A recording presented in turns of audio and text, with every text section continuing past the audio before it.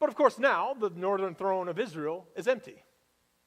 And so David goes and claims the throne of Israel, finally uniting the north and the south under one monarch. And then Scripture tells us that he goes right out and conquers the fortress of Zion, establishing the town of Jerusalem as the capital city. The same Jerusalem that stands today. You can go and touch the walls of the city that David established. So things are going pretty well for David. David's the king. David has united the north and the south under one monarch. He has had such great success against his enemies all throughout. And Scripture takes the time to remind us that his success is in no small part due to his faithfulness to God. That he is continuing to walk with the Lord. Remember last week when the Philistines obliterated Saul and his army? Well, David inquires of the Lord, should I go up against the Philistines?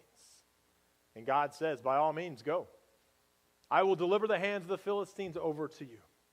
And he does. And he does. And so David is wildly successful. In fact, the reign of King David and his subsequent son, Solomon, will see the height of the kingdom of Israel and Judah geographically. The kingdom will not be any larger than it ever will be towards the end of Solomon's reign.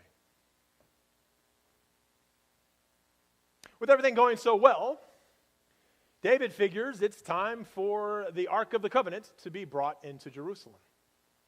You might remember that the Ark of the Covenant houses the 10 Commandments that God gave to Moses on Mount Sinai. But the Ark takes a little detour and spends 3 months in the house of Obed-Edom. And that is because in transit, someone mysteriously dies as they put their hands on the Ark to stabilize it, causing David to be fearful to bring it into the town of Jerusalem. But 3 months go by, and the entirety of the time that it is there in Obed's house, Obed has been blessed because of it. And so David says, yeah, it's time to bring it in.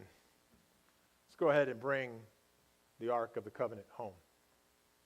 And Scripture tells us that as the Ark of the Covenant is coming into the city of Jerusalem, David is coming in front of it, celebrating and dancing,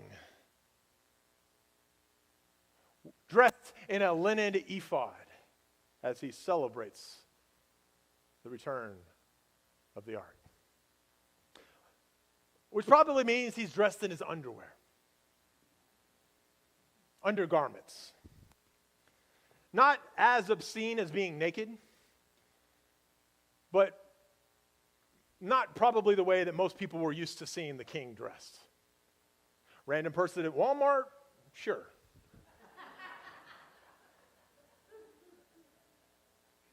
But David is acting pretty informal here.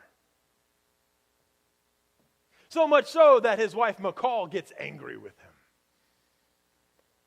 and confronts him afterwards and says, oh, how glorious was the king of Israel this day, shamelessly exposing himself to the servant girls like any lewd person would.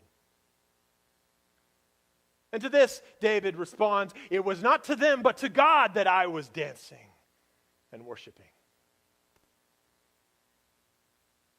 And I will, quote, be even more undignified than this when it comes to my worship of God.